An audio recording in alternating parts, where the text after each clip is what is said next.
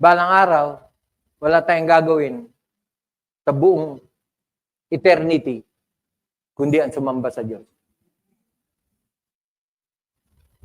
Hello? Kaya dun sa when your obedience is fulfilled, pakiguhitan niyo yung salitang obedience, papaliwanag ko kung ano ibig sabihin niya. Pinalita ko yung title. Ito yung bagong title. The Beauty of Grace.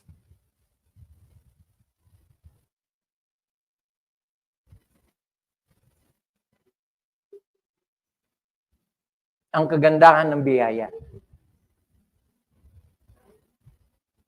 At dahil pinag-uusapan natin ng obedience, yung kagandahan ng biyaya ay saan nakikita? Sa pagsunod natin. Kasi dyan naluluwalhati ang Diyos, by the way. Let your light so shine before men that they may see, display.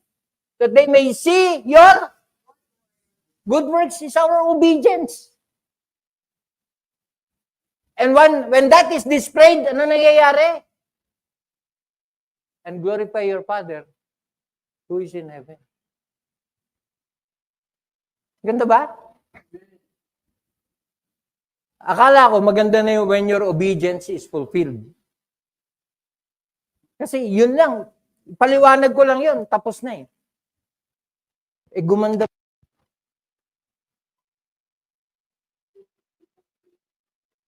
Kasi nahahayag na tayo'y tunay na naligtas, tunay na nakakilala, tunay na anak ng Diyos. Kung may makikitang ebidensya sa buhay natin. Ano yung ebidensya? Pagsunod. Sakto? So, may nakatinghas pa ba?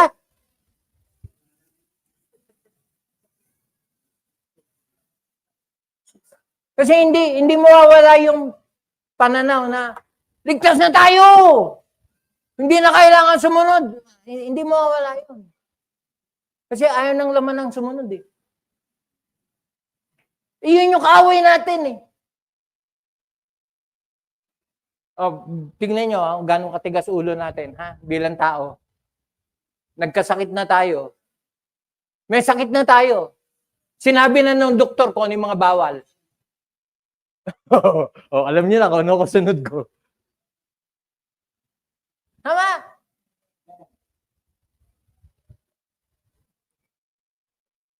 At alam ko yun. Alam ko yun. Okay lang, ngitian niyo ako. Okay lang. Yun yung patunay, kapatid, mahirap kalaban ng sarili. Kaya huwag niyo sabihin sa akin na biyaya lang. Kasi oo, biyaya ang magliligtas sa atin. Totoo yun. Pero hindi ka hihinto. Pagkatapos mo maligtas, hindi ka hihinto sa biyaya lang. Kasi isang trabaho ng biyaya, pagandahin ang buhay mo. At habang hindi gumaganda yung buhay mo, hindi siya kumpleto. Totoo ba yun, Pastor? Bakit? Sino ba rito perfecto na? Pakitaas ang kamay. Ha? Wala pang perfecto sa atin. Kaya nga, wala tayong ginawa kundi mag-aral, mag-aral, mag-aral. Kaya every time nag-aaral tayo, panay ang ating aray, aray, aray. Pero huwag kang matapos sa aray lang. Dapat may gawin ka. When your obedience is fulfilled. Kasi hindi ka magbabago unless may gawin ka.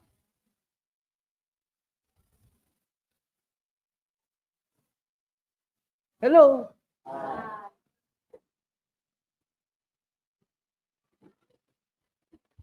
May tatlong bagay. Buksan natin sa Roma Kapitulo 6. Roma Kapitulo 6.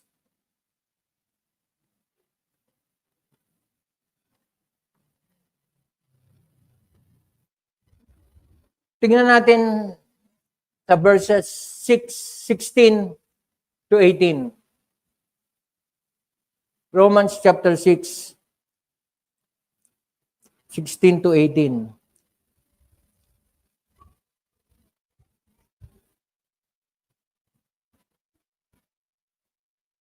Pero bago natin basahin yung 3 talata,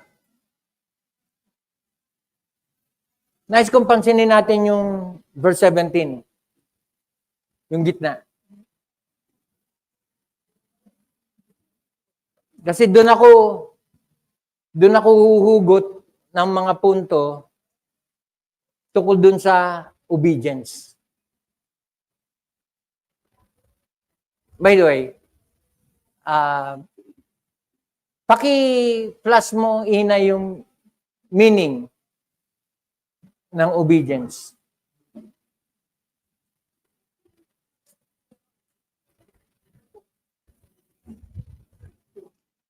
The Greek word, yung original na salita na ginamit sa salitang pagsunod is the word hupakoe.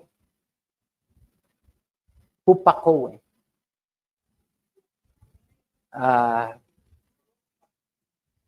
It is translated in English as obedience. Yun yung pinakamalapit na definition. Hupakoe, by definition, is obedience. Pero para makuha pa natin yung mas malalim na kahulugan ng pagsunod, kunin natin yung mga synonyms niya, mga kasing kahulugan. The word hupakoe is the word compliance. Bago ka makagraduate, meron kang kailangang i-comply na requirements. At bago ka makagraduate, kailangan mong another word na tumutugma dun sa salitang hupakoe is the word submit. Para makapag-comply ka, kailangan mo i-submit. That's the word hupakoe. Submission. It is rendered to anyone's counsel and obedience shown in observing the requirements of Christianity. By the way, if ever na tayo ay sumusunod sa kautusan ng Diyos, it's because it is part of the requirements. Na bilang bayan, bilang anak, bilang tao ng Diyos, meron tayong alituntuning dapat sundin. Sabi nga sa Ecclesiastes, fear God, keep His commandments. This is the whole requirement of man, duty. Hello? So, hindi tayo pinasusunod para maging anak? Hindi. Tayo pinasusunod dahil tayo ay anak. Kumbaga sa magulang, yung pinatutulog niya ng tanghali, hindi niya pinatutulog ng tanghali lahat ng bata sa kalsada. Hindi. Sino lang? Yung anak mo lang. Wala kang pakialam doon sa mga nasa kalsada. Kahit hindi na sila matulog. Maghapon magdamag. Di ba? So, yan. Upo. Look at Romans 6:17. Sorry, Ina. Naka-plus na kanina. Yan.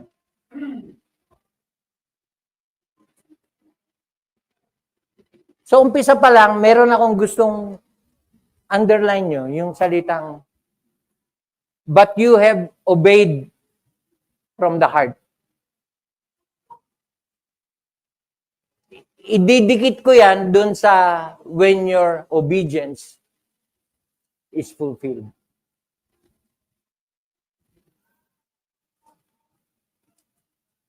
Alam niyo kung bakit magiging masunurin ang isang Kristiyano? Kasi may nagsimula sa puso niya.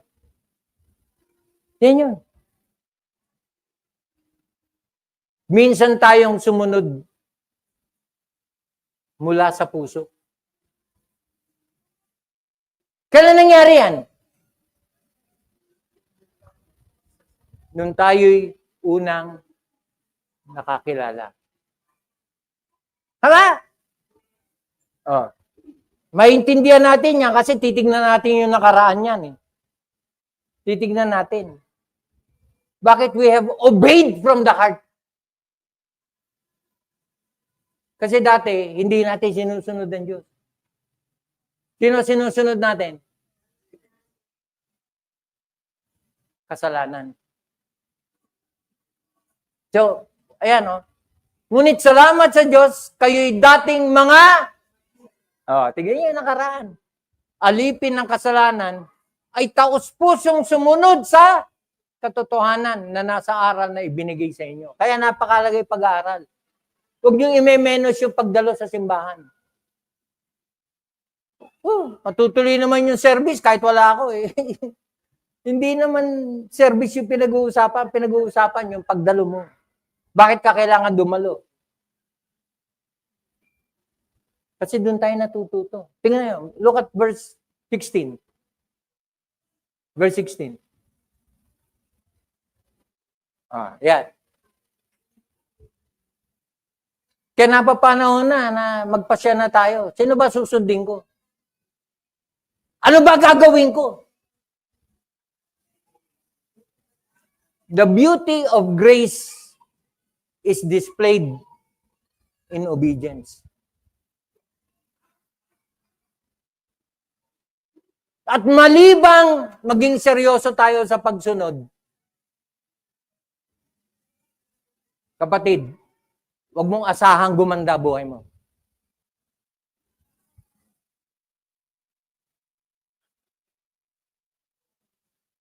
Huwag mong asahang sasagutin ang panalangin mo. If I regard iniquity in my heart, the Lord will not hear.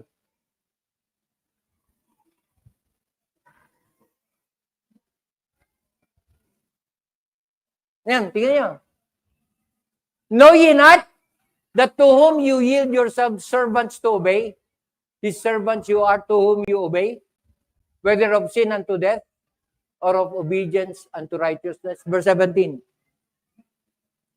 But God be thanked that you were the servants of sin, but you have obeyed from the heart that form of doctrine which was delivered you. Verse 18. Being then made free from sin, you became the servants of righteousness. Alam niyo kung ano yung sinasabi ng verse 18? Yung pagsunod, yun yung nagpapatunay na tayo ay malaya na sa kasalanan. Yung pagsunod ang nagpapatunay na nasa iyo na ang biyaya.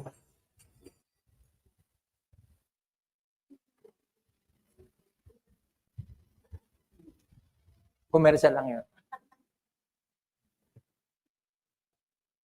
Yung pagsunod na nagpapatunay, kapatid, na merong ginawa ang Panginoon sa buhay natin. May ginawa, may binigay, kasi meron tayong ginagawa. Ano yung ating ginawa? Yung pagsunod. Sabi ng Lord, tawag ka ng tawag sa akin, Panginoon, Panginoon, wala ka namang ginagawa. Why call you me Lord, Lord, and do not the things that I say? Patunayan mo yung pagiging Lord ko kung susunod ka. Yun yung punto ng Lord. Hello? Maganda ba ang biyaya? Hindi lang siya maganda. Kapatid, pagagandahin pa niya ang buhay mo. Sumunod ka lang. Why? Kasi no good thing will He withhold from them that walk uprightly. Walang mabuting bagay ang kanyang ipagkakait sa iyo kung malakad ka ng maayos. Kaya yung pag-aayos, bagamat nagsisimula ito sa biyaya ng Diyos, totoo naman yun. Kasi malibang bigyan tayo ng biyaya ng Diyos, hindi tayo aayos. Pero yung binibigyan na tayo ng Lord ng biyaya, meron pa rin tayong kailangan gawin. Nasa Diyos ang awa, nasa tao ang gawa. Hindi tayo gagawa para maligtas. Hindi! Pero nung tayo'y maligtas, meron tayong kailangan gawin para gumanda buhay mo. Kasi, ito mga babae, paggising nyo sa umaga, maganda ka na? O, tigilan nyo ako pag sinabi mo, likas na ako maganda, pastor, wala na akong kailangan gawin. Neck mo. Tagal nyo nga manalamin. Para bang mas matagal sa salamin, mas maganda. Pero hindi, ang point doon, may gagawin ka para umayos ka. Tama? Magsisimula sa pagsuklay, mauuwi sa pagkilay. Di ba? May ipapahid ka kung ano man yan. Ano ibig sabihin? Ay kagaganda ng buhay. Bukod doon sa biyaya na ng Diyos yung maganda ka, pero yung pagpapaganda, may effort. Tama? Paano natin nalalaman yung estudyanteng matalino? Magaling. Mataas ang marka. Pero hindi automatic na gumaling siya at tumaas ang marka nang wala lang. May ginagawa yan. Tama? Hello? Ba't ganun? May mga Kristiyano, dahil sa biyaya ng Diyos, aayusin na ng Lord ang buhay niya kahit ayaw niya ayusin. Walang ganun. Kasi yung providence, tatlo. What God is doing, God is giving. Ano yung ikatlo? What we are doing. Kasi yung dalawa, patunay nun na meron siyang ginawa, meron siyang binigay, mapapatunayan yun doon sa gagawin mo. Kasi yung gagawin mo, in cooperation with God yun. May sinimulan siya, may inutos siya, may pinapagawa siya, ginawa mo naman, sino makikinabang? Ang Diyos? Hindi. Maluluwalhati ang Diyos, totoo. Pero saan siya maluluwalhati? Sa ginawa natin.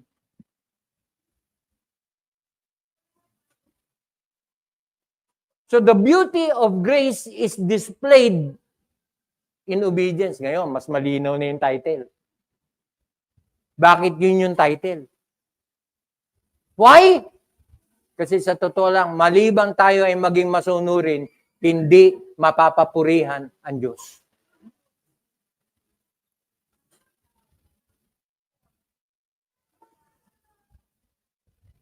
Okay ba? So, when and how is our obedience fulfilled? Yan. Yan nga yung tanong. When and how is our obedience fulfilled?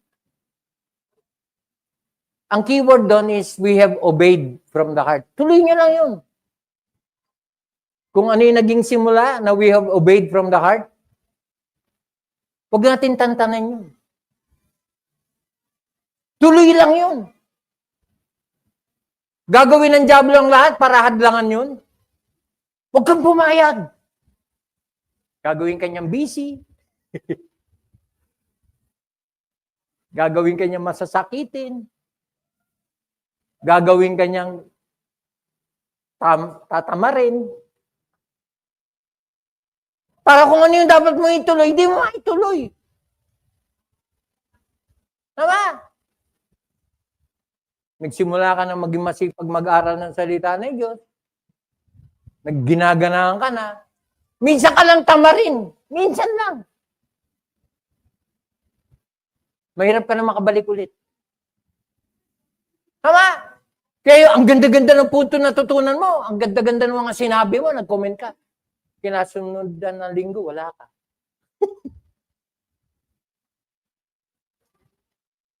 Tuloy mo lang. You have obeyed from the heart. May tatlong bagay para masustain natin yung beauty of grace.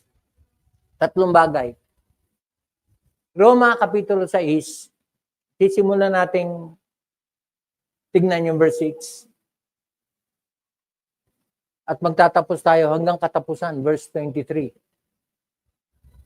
Dadaan-daanin natin. Hindi natin apurahin. Pero may tatlong bagay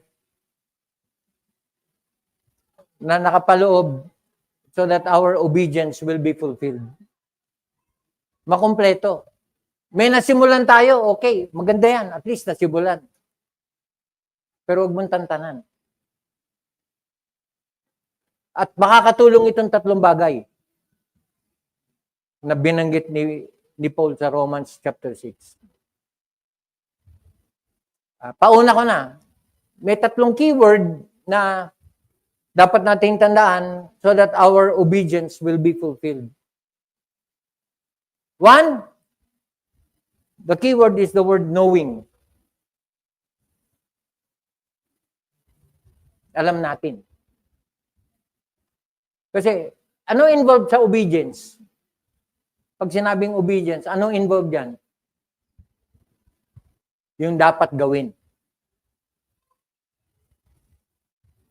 Pag meron kang dapat sundin, ang unang tanong, ano yun? Kaya keyword, knowing. Dapat alam mo. Kaya napakahalaga ng pag-aaral ng salita ng Diyos. Bakit? Kasi sa salita ng Diyos nakasulat kung ano yung dapat gawin. Diba? Yun yung knowing. Ikalawang keyword is the word reckon. This is an accounting word. Pagka ang kurso mo, accountancy, o banking and finance, na may kinalaman sa numero, alam niyo ibig sabihin ng salitang reckon. Kasi may isang Tagalog word na pag usapan niyo reckon, palagi nagagamit yung salitang yun. Yung pagtutuos. Pag nagtutuos ka, may pinagbabangga ka. Bakit mo pinagbabangga? Kasi kailangan balanse ka. Hello? Kaya yung reckoning, count, consider, so maraming mga... And the third word, napakahalaga sa submission, sa obedience, is the word yield.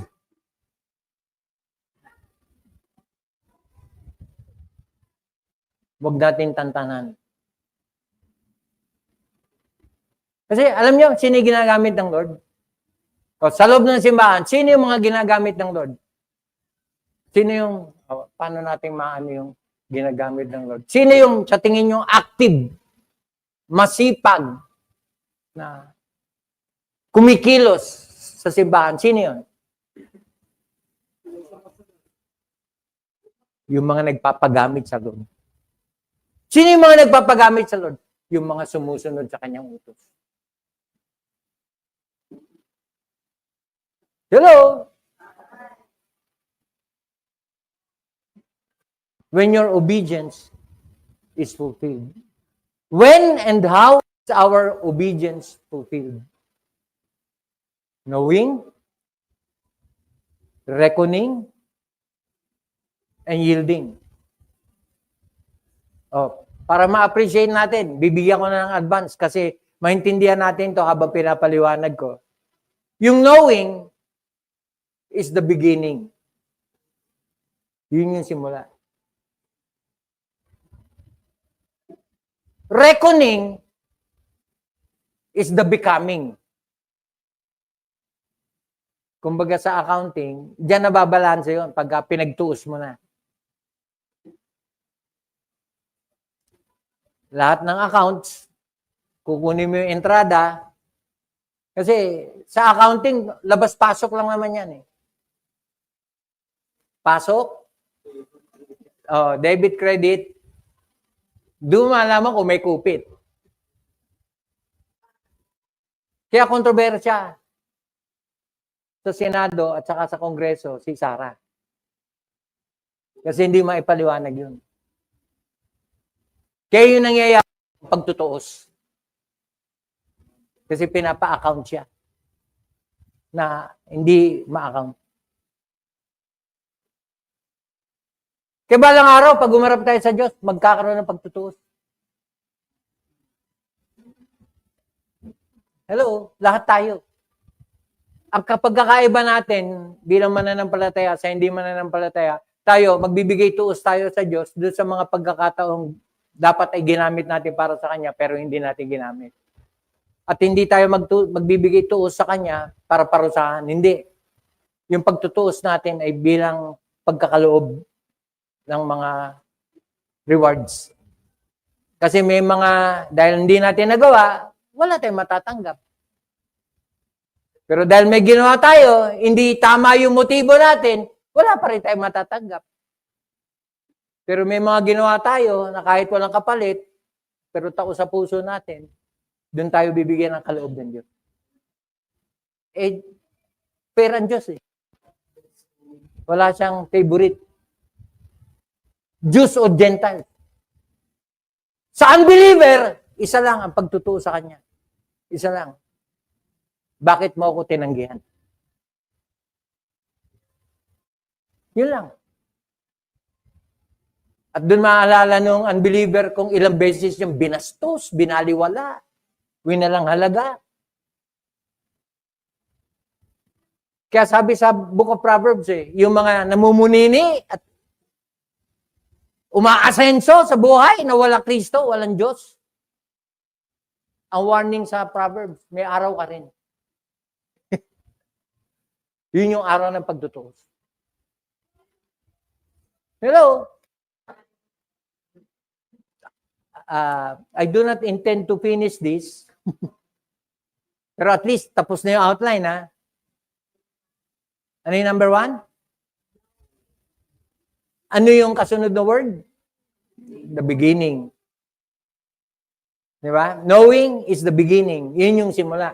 Ikalawa, reckon. Ano yung sumunod na word? Becoming. Ikatlo, yield. Ano yung sunod na word? Hindi ko pa nasabi. No? The blessing. Ay, may kodigo pala kayo. At habang pinapaliwanag ko, maintindihan nyo kung bakit ginamit ko yung beginning. Bakit ko ginamit yung becoming. Kaya yung sinasabi ko, wag niyong tantanan. Tuloy nyo lang. Kasi may dapat mangyari. At hindi mangyayari, malibang ituloy natin. Kung ano yung sinimula niya, tatapusin niya. Sino yung nagsimula? Ang Diyos. Sino yung magtatapos? Ang Diyos. Pero alam niyo kung saan pumapasok ang responsibilidad natin? Sa gitna. Kung ano yung sinimula ng Diyos, dapat natin ituloy. At yung tinuloy natin, hindi man natin matapos, tatapusin ng Diyos. Ganda, di ba? Yun yung biyaya. Kasi magkakawindang-windang ka habang nagpapatuloy ka. Babagsak ka. Magkakasala ka. Doon papasok yung grace. Pero ganun pa man, hindi kinukondon ng Diyos yung mali. Bilang anak, papaluin ka, makakatigim ka. Pero yung pagpalo, kasama yon sa pag-aayos. Why? Kasi ayaw ng Diyos na beyond repair ka na bago ka i-repair. Hello? Kaya napakatapat ng Diyos sa paalala, every time nakakapakinig tayo, may inaayos ang Lord. Huwag mo naman kalimutan yun. Kasi hindi pa tayo perfecto, may inaayos ang Lord para gumanda ang buhay natin. Hello? So, punta tayo sa knowing. Sa akin, very basic ito. John chapter 8, verse 32. Yung sinabi ng Lord na, you shall know the truth, and the truth shall set you free. Sa akin, yun yung simula nung tayo maligtas. Nung makakilala tayo. No. Nung makilala natin siya. No. Kasi nung nakilala natin siya, yun yung simula ng biyaya. Niniwala ba kayo na yung pagkakilala natin, biyaya? Bakit? Kasi kung hindi dahil sa biyaya, walang makakakilala. Sabi sa Romans chapter 3, there is none righteous, no not one. There is none that seeketh after God. There is none that understandeth. Walang nakakaunawa, kaya walang lalapit sa Diyos. kung hindi dahil sa biyaya. Kuha? At dahil nakakilala tayo sa Panginoon, yun ang simula. Kaya nga napakalaga. Sino ba yung nakilala natin? Kasi may mga Kristiyanono, na sabi nakikilala ang Diyos and yet utusan ng Diyos. Totoo ba yan? Hindi lahat ng mga tumatawag sa pangalan ng Panginoon, ligtas. Darating ang panahon, may mga magsasabi sa Kanya, marami ang magsasabi, Panginoon, Panginoon, hindi ba kami gumawa ng mga himala sa inyo? Hindi ba sa pamamagitan nyo na nakapagpalayas kami ng mga masamang espiritu? Sa pamamagitan nyo, nakagawa kami ng mga kamanghamanghang mga bagay. Ano sasabihin ng Lord? Hindi ko kayo nakikilala. Magsilayas kayo sa aking harapan. Kayong mga manggagawa ng katampalasanan. Hindi sila pinalayas. Dahil ano pa mang bagay. Pinalaya sila kasi sila yung mga manggagawa ng katampalasanan. Ano ibig sabihin nun? Namuhay sa kasalanan. Kasi kung tunay na anak ka ng Diyos, isa sa patunay na naranasan natin ang biyaya ng Diyos nung tayo ipinatawad sa ating kasalanan. At tayo ipinatawad sa ating kasalanan nung tayo manghingi ng kapatawaran. Kuha? Biyaya yun. Kaya ang hamon sa atin bilang mga anak ng Diyos, bilang mga nakakilala sa Diyos, mamuhay tayo ayon sa kalooban niya. Kasi yung sinabi, magsilayas kayo mga manggagawa ng katampalatanan.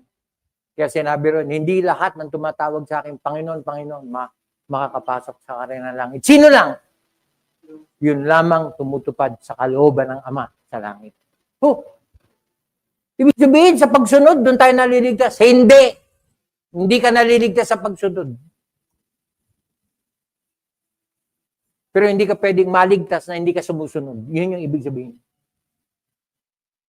Kasi yung mga papasok ng langit, sila yung mga anak ng Diyos na sumusunod sa kalooban ng Ama. Ulitin ko. Yung simula, sinimula ng Diyos. Yung pagtatapos, tatapusin ng Diyos. Nasaan yung tungkulin natin? Sa gitna.